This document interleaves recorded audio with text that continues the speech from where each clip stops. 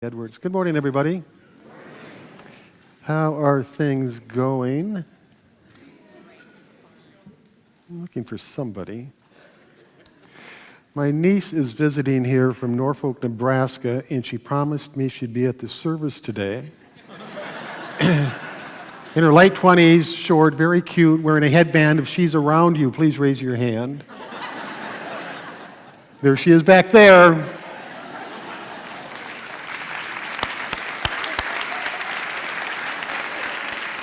Just checking. You have to keep these kids in line.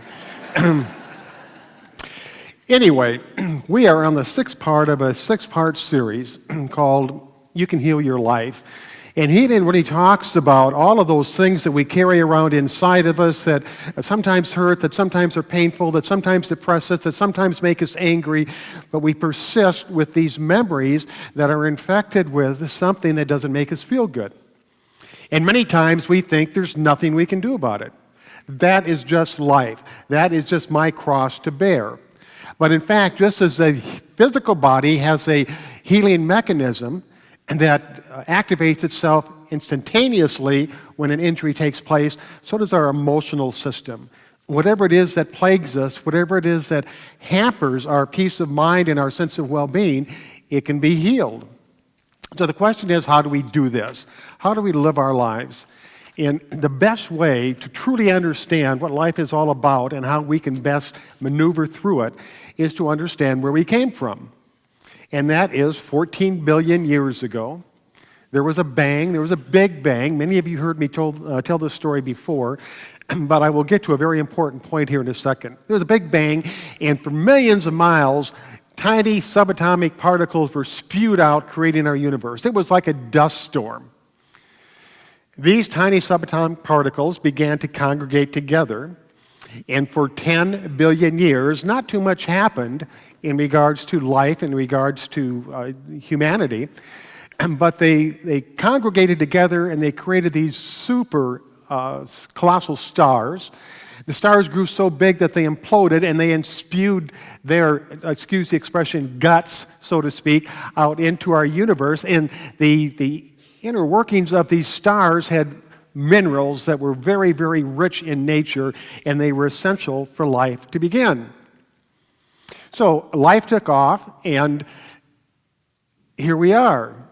From a dust storm, a short 14 billion years ago, and when I say short, I mean it was just like a snap of the fingers, because in the infinite span of time, 14 billion years is nothing, but we've gone from this dust storm 14 billion years ago to Millie Edwards singing on this stage in this beautiful temple. So how did that happen? It is nothing short of miraculous when we stop and think about it. From a dust storm to all of this. Well, it happened for two primary reasons. And the first one is potential. At the beginning, when the Big Bang took place, within that energy, there was potential for everything we see today. Everything that you see, everything that you do, everything that is around us came forth from this field of potential. The car that brought you here today, the seat that you're sitting in, the clothes that you're wearing, the buildings that we're in, the trees, everything came forth from a field of potential. There was nothing, and then there was all of this. Pure potential. A second thing that came about was desire. Inherent within potential, there is desire for that potential to make the transformation from the spiritual invisible realm into the physical visible realm. Each and every one of us came out of the field of potential into the world of physicality. So you have potential and you have desire.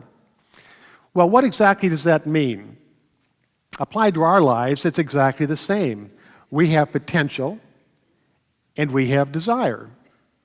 And when that desire is fueled with an intention, then it moves from the field of potentiality into the world that we live in. Now, that's enough technical talk, that's enough mind chatter, that's enough scientific talk.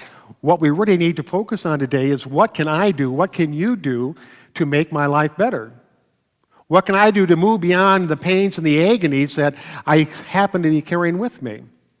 And it all goes back to you have potential. From this point forward, your life is pure potential. You can do anything that you want. This afternoon can be created from the potential that you have. And that goes back to what desire do you have? What is your desire? How do you desire yourself to be? How do you desire your life to be? Now, there's two kinds of desires. The first is the desire for that. Well, let me back up. An absolute law of nature states that if any living thing is able to recognize a desire, it also has the capacity to fulfill that desire.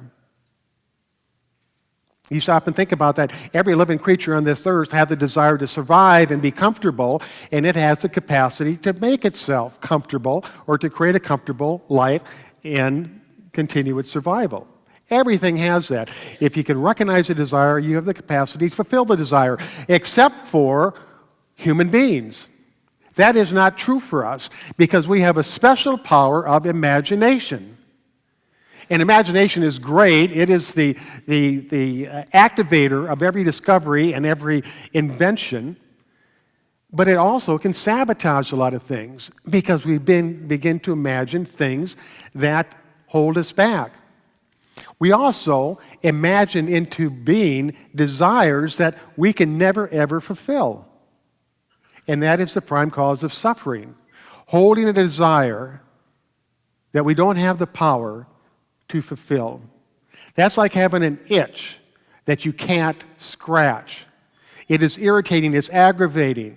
It carries with us. The desire to change the unchangeable is a prime cause of suffering. You know, I wish the weather was different right now. I wish I was a foot taller. I wish I was a foot shorter. I wish somebody would change to fit my design and my desire. Wishing or desiring to change that which is unchangeable is a type of desire that we need to embrace and set aside. There's no reason to carry that forward if it can never come into actualization. The second kind of desire is the desire that we have the ability to manifest, and that is primarily on an emotional basis. I want to be happier. I want to be a more peaceful person. I want to have more self-confidence. I want to have a bright future. All of those emotional factors that lift us up and allow us to move into life with a sense of expectation and joy are the desires that we can fulfill.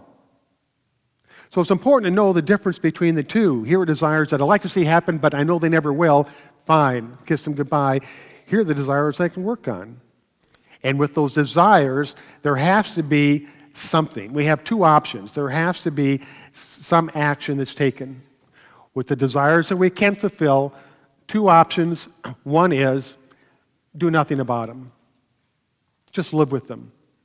And that's called apathy. It's, yeah, I would like to, but I don't know. I'd really like to have this show up in my life, but I don't know. It's like sitting at the bus stop, waiting for the bus that never comes. I'd like to go here, I'd like to do that, but we don't do it for some reason. And the reason we don't do it is fear. We are afraid we can't do it. We are afraid we might fail. We are afraid what other people will think. We're afraid that we'll be humiliated. Fear holds us back from stepping out. It is just that one step from stepping out and taking that first movement, that first action towards manifesting the desire that we're holding for the life that we want to live. I set my intention on being a more peaceful person. And I will share something with you that not too many people know. And it's nothing that I'm particularly proud of, but every single month, on the first day of the month, I set an intention of some sort. And I said, I am going to, or I intend to do this for 21 days. After 21 days, I'm free, whatever it might be.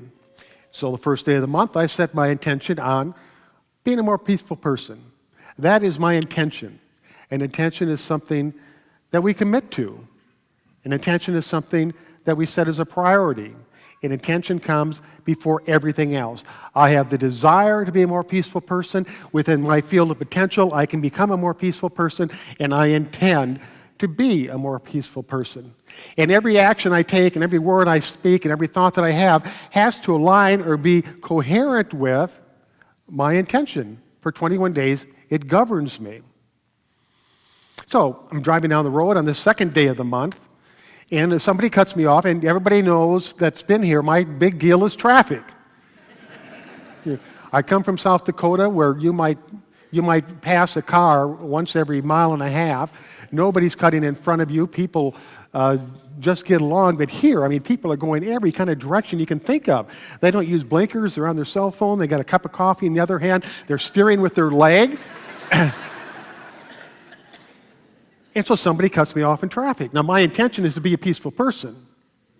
Someone cuts me off in traffic, and I slam on the horn, and I'm pounding my fist on the steering wheel. And then it comes to me that I've switched intentions. My intention is no longer to be a peaceful person. So I ask myself, well, what is my intention here? What is my intention when I honk the horn, pound on the steering wheel, and wave at the person with one finger? But what is the intention behind that? Is it to make the other person feel guilty or shameful? Is it to add gas to the fire and increase my irritation or my agitation? What is my intention? It's certainly not to be a peaceful person. So I consider myself failing at my intention in that moment. And just as a sidebar, failing is okay. There's nothing wrong with failing. Our whole culture has this phobia about failing. We try to name it other things. We name it a conflict. We name it some people call it a hiccup. But failure is our friend and not our foe. Every person in here has failed. Think of how many times you try to take that first step and failed before you're able to walk. Think how many times you tried to feed yourself and failed by spilling stuff all over. Think how many times you failed trying to spell a word. Think how many times you failed miscalculating some mathematical equation. Think how many times you failed at trying to create a relationship that was full of love and peace. Failure is not the foe, it's the friend, it's the teacher. Now we call it the barking dog. When I fail, in my past, when I failed, the barking dog went off. And it was like, this is not right. This shouldn't have happened. What is wrong with the world? Why did I fail? But the barking dog is not meant to cast insinuations that I'm a failure, but rather to say, there's another way. See, dogs bark for a reason. And usually that reason is there's something they don't understand. So when the barking dog goes off inside of us and all those negative accusations come out, it simply means there's something we don't understand here. So what makes me slam on my horn and get irritated and mad with somebody else? I have to figure that out so that I can fulfill the intention I have to be a peaceful person. And I'm working on that.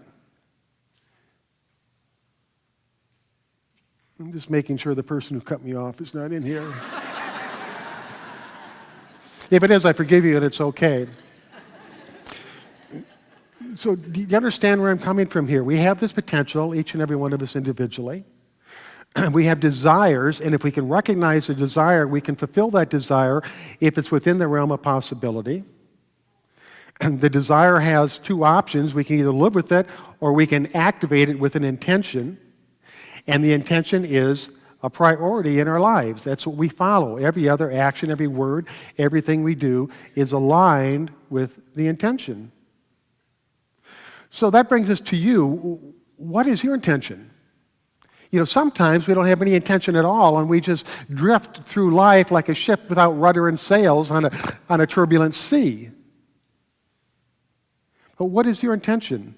If your life is good, that's great. But don't let good get in the way of better. If you're carrying around things that are painful and that hurt, that can be healed. If you want to achieve a higher level of something, of expertise at anything, that's good. The only priority for an intention is passion. You have to want it. And I know throughout my life there's many things that I've tried that I had absolutely no passion for. It's like somebody told me at a very young age, you're going to be a doctor when you grow up. And I love that idea. A doctor, wow, they make a lot of money. That would be so much fun. When I got into school, I wasn't very academically successful. And so the doctor kind of went out the window. And then I decided to become something else. I'd go into my father's business. And I was kind of brought in as the apparent heir. But I didn't have passion there either. And when he passed on and I took over the business, I didn't want to be there. And I failed at it. And that's okay. Because all of those things brought me to this place right here, right now, where my life is full of passion. I love what I do. And I continue to set intentions that takes me to even a higher height of something I want to do. And I'm not saying this about me because there's nothing different about me than you. We all have the same thing, the same spirit, the same potential, the same desires, the same intention, the same capacity to fulfill our desires that was there in the very beginning. It's just a matter of setting your intention and saying, this is my priority. My priority is to be a peaceful person, not to honk the horn when somebody disrupts my expectation. The world is full of failing. The history of humanity is full of failing.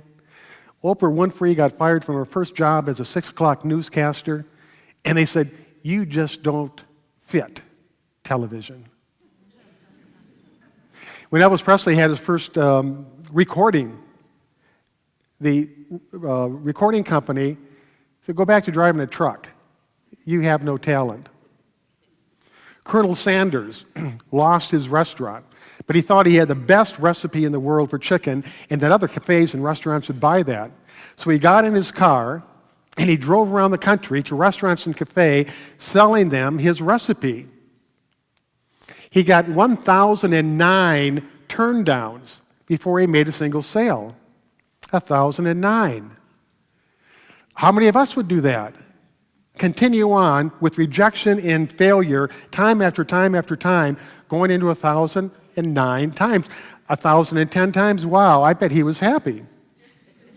And I wonder if he thought, gosh, do I have to do another 1,009 before I get another sale? But he did it. Stephen King, the famous author, he wrote Carrie, which is a wonderful, wonderful book and story and movie. He submitted it for publication 30 times, and nobody accepted it. If I was him at that point, I think I probably would have said, maybe I'm not a writer, and throw the book away and go find something else to do. But it got published, and it sold over 1 million books. Now, the point that I'm trying to make is failures are simply disruptions in our expectation. We expect to go from A to B without any slip-ups. But when we fail at something, it stops that. The barking dog goes off. So it's simply a matter of saying, what caused this? What can I learn from this? What can I learn from this thing that seems to be a stop sign between where I'm at and where I want to go, and turn it into a stepping stone? Because a strong intention that's infused with passion cannot be stopped. There's nothing in this world that can hold you back or stop you from moving towards that which is your higher good. It's within your potential. If you have a strong desire, if you have an impassioned intention, it will happen. But it's not a straight and easy walk, because it's a learning process along the way. And every little slip up, every little fall down, every little setback is simply a lesson that we need in order to manage or handle what it is we're going after. So once again, think about your life and establish an intention for how you want your life to be and how you want yourself to be. It can be simple. It doesn't have to be a dramatic thing. It can be as simple as, I want to be a happier person. My intention for the next 30 days or the next 21 days between now and Easter, doesn't make any difference. That's my intention. It's going to take priority. And when I start to do something or start to say something or start to act in a way that is not aligned with my intention, the second thing is attention. Pay attention to what you're doing and bring yourself back into alignment. So to move into meditation, I want you to just think about this for a second. Think about you and think about your life. You know, it's not an everyday occurrence or every millennium occurrence. It's a one-time thing. There'll never be another you. There'll never be another life like this with you living it. How do you want to spend your time? Why not make it the most joyful journey that it can possibly be? We'll now move into meditation.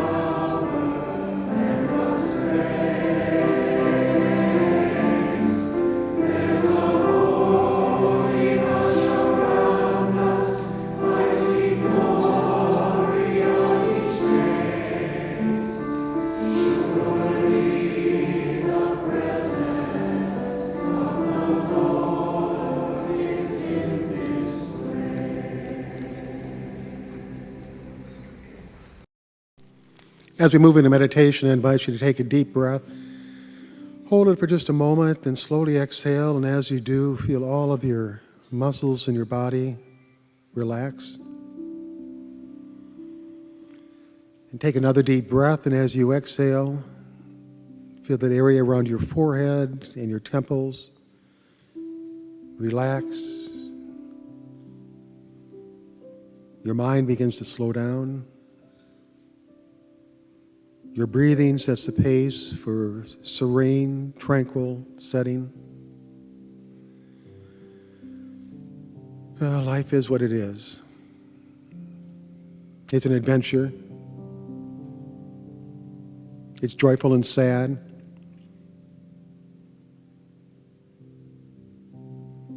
It's peaceful and conflictive. It is all of those things.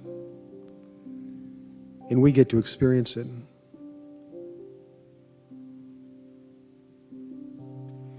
In this moment, let each of us set the intention that we will accept ourselves, our individual selves, unconditionally. There's nothing wrong with anybody here. We might look at things as imperfections or failures, but that is just natural for where we're at on the path of life. Surely the bud doesn't think it's a failure because it's not the fully blossomed flower. Or the chick within the egg think that it's a failure because it's not a fully grown chicken. Or any other aspect of nature. It's all a process of evolution. And each of us is moving forward step by step to fulfill the grand design of our own being. This has to begin with unconditional self-acceptance. Accepting ourselves, loving ourselves exactly the way we are in any given moment. And that means accepting ourselves when we're angry, accepting ourselves when we fail, accepting ourselves when we're sad, accepting ourselves when we're depressed. When it's all part of our story, it's all part of our journey, and it's okay. Unconditional self-acceptance.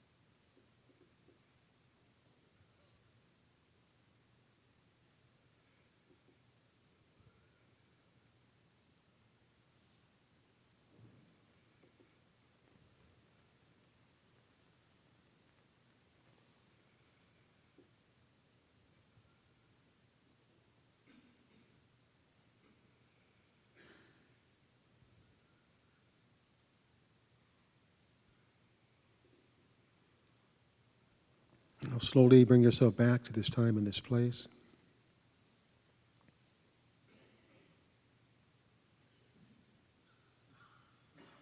And we go forth with the intention to treat ourselves kindly, to accept ourselves the way we are, hold desires for the way we want to be, and be very, very easy with the process that takes us there.